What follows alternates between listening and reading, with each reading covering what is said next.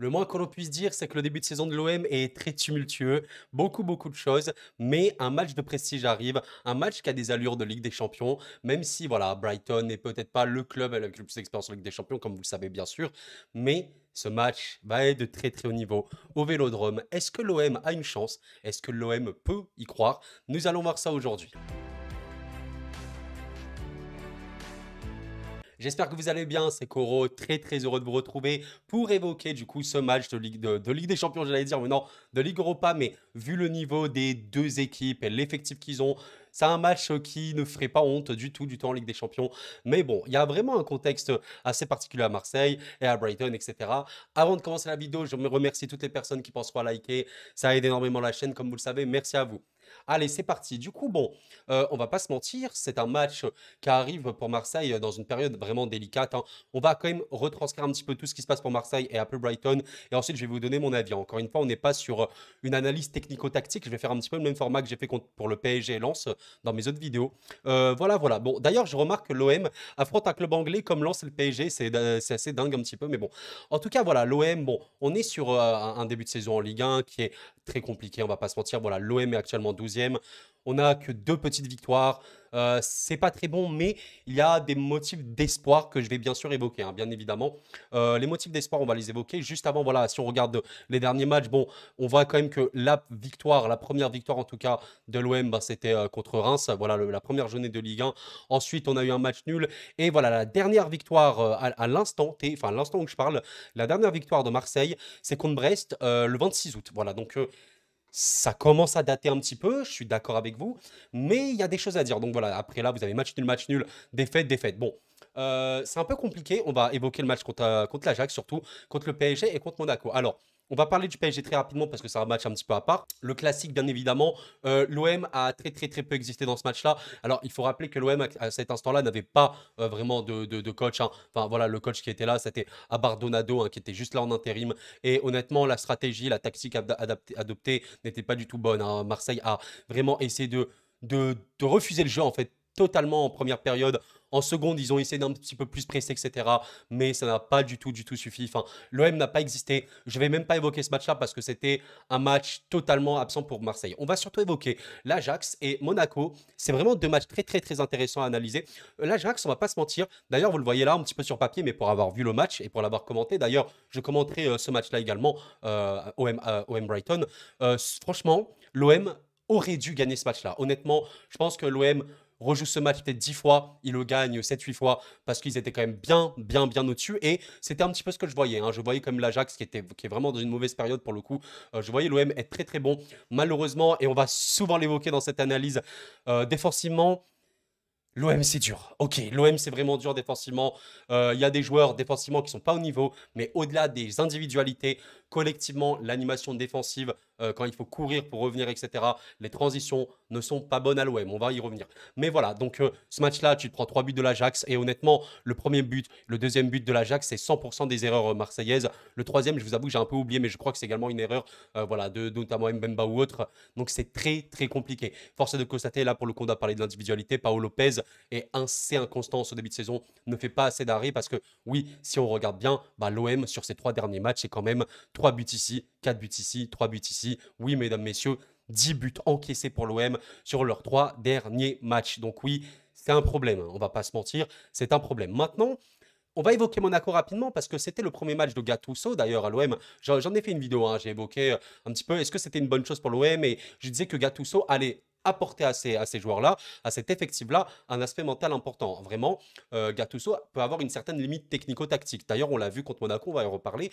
Cependant, les vrais points forts de Gattuso, c'est qu'il va emporter les joueurs avec lui. C'est vraiment un mec qui va leur inculquer un mental où ils vont se battre, hein. C'est pas une vanne, ça c'est vraiment pour le coup, c'est vrai et je trouve qu'il correspond bien à l'OM pour ce coup-là. Mais techniquement parlant et tactiquement, du coup, c'est un peu compliqué. Parce que bon, Monaco a gagné ce match-là avec un match très particulier où c'était très débridé. Globalement, les défenses n'étaient pas du tout au niveau dans ce match-là, les deux défenses, mais à la seconde période, voilà, vous voyez que bon, globalement, Monaco, à la fin du match, ils gagnent assez largement. On va pas se mentir. À partir de la seconde période où Monaco a commencé à être joué un peu plus structuré, eh bien, l'OM n'avait plus de réponse. Et voilà, en fait, c'est pour moi, le principal problème de Gattuso, en fait, du coach qu'il est, c'est-à-dire qu'il peut, si tu gagnes avec lui et si tu domines, sincèrement, tu peux t'attendre à des étincelles. C'est-à-dire que si demain, l'OM domine Brighton, Marc Assetto contrôle le match, tu peux vraiment espérer que l'OM gagne bien. Mais vraiment. Par contre, quand l'OM, bah, du coup, quand Gattuso ne maîtrise pas bien son match, quand Gattuso a du mal à affronter un bloc bas ou une tactique qui bloque certains joueurs, etc., eh ben, rarement il aura une réponse. C'est une vérité, hein. C'était comme ça à Naples, c'était comme ça à Valence, même un petit peu à Milan. Et donc, c'est une vérité. Donc, c'est pas nouveau.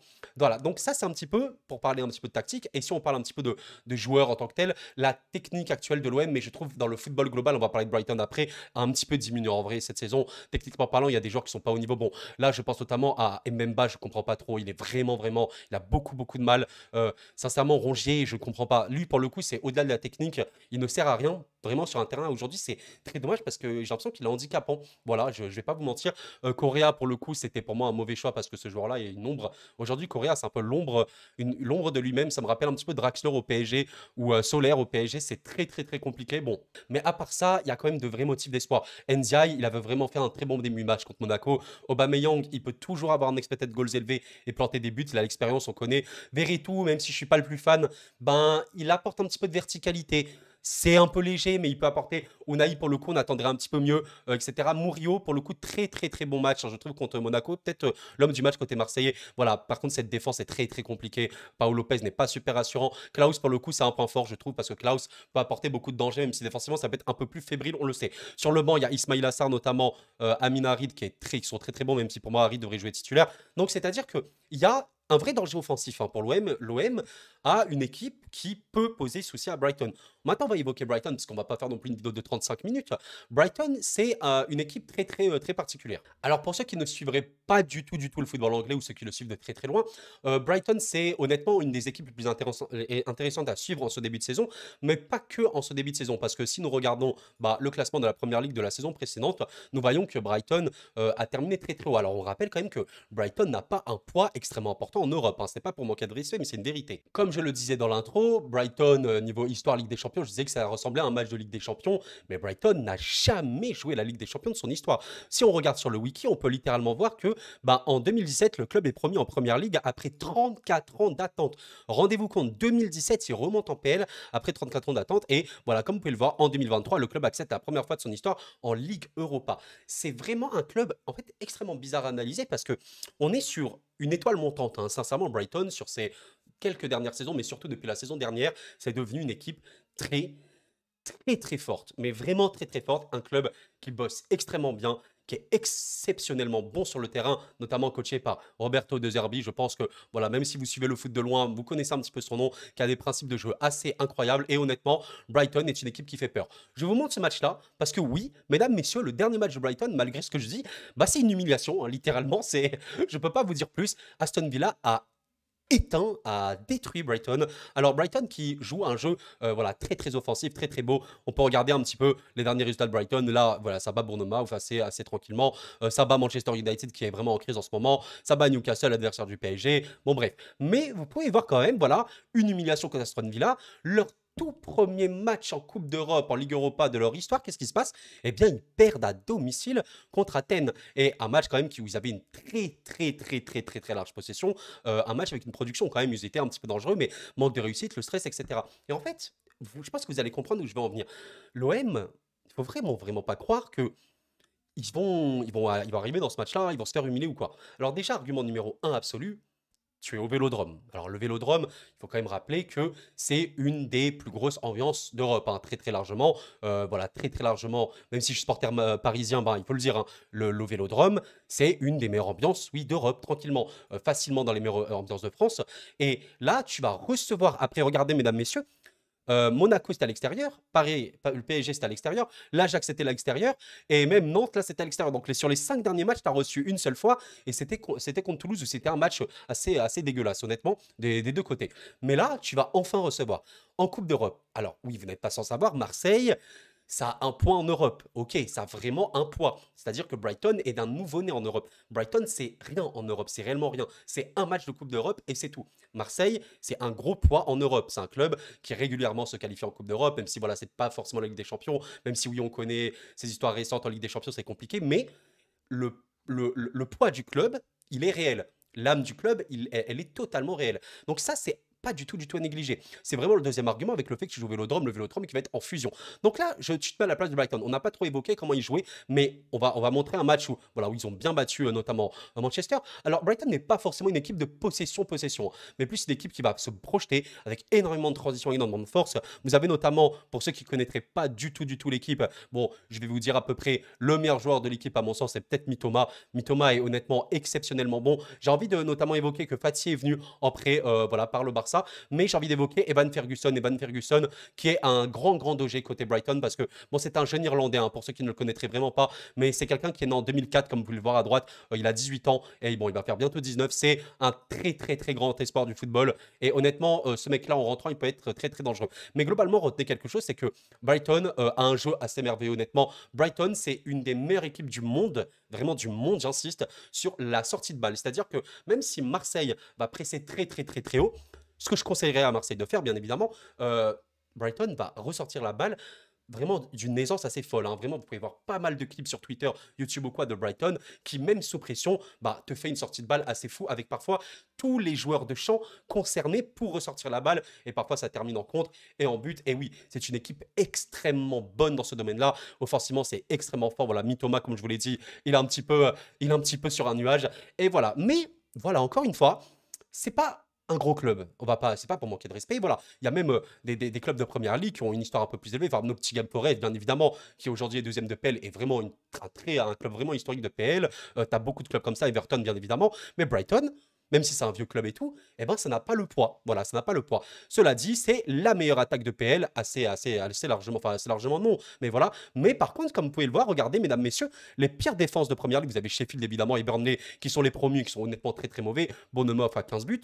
Mais regardez à part ça, eh ben oui, Brighton est quasiment une des pires défenses de PL. Alors oui, le match contre Aston Villa joue énormément, mais je vous ai ressorti ce stream assez drôle. Bah, Newcastle éclate Aston Villa 5-1, Brighton annule Newcastle 3-1 et Aston Villa défend Brighton 6-1. Ce que je veux dire par là, c'est que le football, c'est le football. Absolument tout est possible et on est vraiment dans un début de saison, je trouve, où les équipes, techniquement parlant, elles sont légères. Il y a vraiment de la fébrilité. Il y a des matchs très imprévisibles et aujourd'hui, j'ai limite l'impression, enfin, tout le monde peut battre tout le monde. Genre l'OM, demain, ils te font 4-1, ben franchement, ce sera même pas choquant limite. Vous comprenez ce que je veux dire? Bon, maintenant, on va quand même parler de l'OM et conclure un petit peu ce qu'il en est. Moi, comment je sens le match? Comment je le sens? On va pas se mentir, Brighton, du coup, va se déplacer au Vélodrome. Alors Brighton, on rappelle quand même, voilà, équipe qui a une histoire un peu plus légère, etc., va se déplacer à Marseille dans une ambiance de folie et donc directement tu vas être sous pression. Surtout que comme vous le voyez, Brighton ayant perdu contre Athènes, eh ben, est actuellement dernier. Donc ils se doivent d'aller quand même jouer ce match-là. Si tu regardes le tableau de Brighton juste après, tu as quand même Liverpool et Manchester City. Ça, c'est extrêmement important à prendre en compte parce que on rappelle quand même que les clubs anglais, historiquement parlant, la première ligue, c'est la première ligue. C'est le truc le plus important, c'est la compétition ultime. Et donc, c'est-à-dire, et ne le sous-estimez absolument pas, Brighton, surtout que tu te déplaces dans un stade que tu connais pas, mais tu sais qu'il va y avoir une ambiance de fou, dans une compétition que tu n'as pas d'expérience, etc. Même les joueurs en tant que tels, ils n'ont pas une expérience de fou non plus en Europe. Eh ben, est-ce qu'ils ne seraient pas en mode, bon, allez, ce match-là, au pire, si on le perd, c'est pas si pire. Nous, on veut la première ligue, on veut vraiment se battre pour la PL et chercher le top 4. Vous voyez? Eh ben, en vrai, oui, ils peuvent penser ça. Ils peuvent penser ça parce que tu as Liverpool et City juste après. Mesdames, messieurs, quand tu reçois Liverpool et quand après tu as City, bon, City, c'est après la trêve, donc c'est moins grave, bah, tu as quand même une idée. Après, voilà. Pour moi, Marseille va totalement montrer un visage un petit peu à ce qu'ils ont montré contre l'Ajax ou contre Monaco. Mais là, je pense que Gattuso sera extrêmement strict sur l'animation défensive, notamment de Marseille, parce qu'il le faut. Moi, je vous avoue, j'attends un match assez débridé. J'attends un match un petit peu comme ce qu'on a vu contre l'Ajax et contre Monaco, malheureusement, parce que l'OM a quand même un gros problème d'animation défensive et de qualité hein, défensive, tout simplement. Enfin, Mbemba, bah, c'est pas la folie. Gigot est à peu près le meilleur défenseur, mais bon, voilà, Balerdi, pour moi, c'est pas bon non plus. Et donc, globalement, ça va être un peu compliqué. Du coup, l'OM va vraiment vouloir s'exposer, va vraiment vouloir attaquer, quitte à subir les contres assez puissants de Brighton, même si pour moi, Brighton aura globalement la possession, mais j'imagine vraiment un truc un petit peu à la 50-50, vous voyez, un petit peu comme ce qu'on a vu ici. Regardez, là, vous voyez, on a quasiment 50-50% de possession, donc vraiment, vous voyez, beaucoup de transitions, de contre, ballon en profondeur, etc., de la sortie de balle rapide, beaucoup de pressing et d'intensité, vous voyez, et là, regardez, contre Monaco, c'est également du 50-50. La clé du match pour l'OM, ce sera vraiment de mettre une intensité extrêmement élevée. Évidemment, le Vélodrome aura aura un rôle là-dessus. Le Vélodrome devrait être bouillant, et je pense qu'il sera totalement bouillant. Si le Vélodrome est totalement bouillant, et Brighton va être choqué, sincèrement, les amis, c'est pas pour critiquer les ambiances de Première Ligue qui peuvent être très très belles, mais là, ils vont se déplacer au Vélodrome. Non, mais là, attendez, vraiment, il faut se rendre compte du truc. Ils vont se déplacer dans une fournaise. Donc, c'est-à-dire que ces joueurs-là et ce club-là qui a une expérience moindre, ils vont se déplacer, ils vont voir un volcan devant eux. Ils vont bugger, vraiment, ils vont bugger. Et ça, l'OM doit profiter de ça. C'est ça l'avantage de Marseille, c'est que vraiment, tu joues à domicile. Et là, si Marseille, dès le début, te met un pressing de fou furieux, à la perte, tu as un contre-pressing de fou, ça combine bien, ça joue bien et ça marque rapidement, oui, oui, je vous le dis, je crois en une victoire de l'OM, totalement. Et vous savez, je vais dire un pronostic, et sincèrement, voilà, c'est peut-être un prono qui risque de ne pas passer et tout, mais pour moi, c'est pas du tout 90-10 pour Brighton. C'est pas du tout Brighton va gagner à 90%, pas du tout.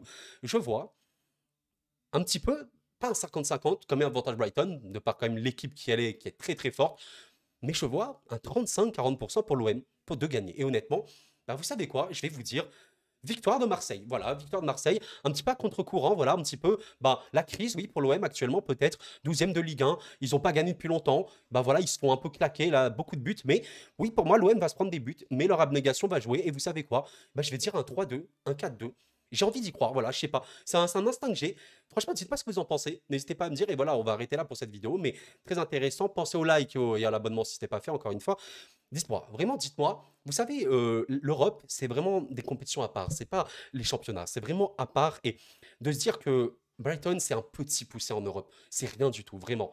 Et l'OM, avec le poids que c'est, avec l'ambiance qu'il va y avoir, avec les joueurs qui vont devoir se racheter. En plus, il y a eu vraiment des belles choses intéressantes contre Monaco, offensivement parlant. Bah pourquoi pas?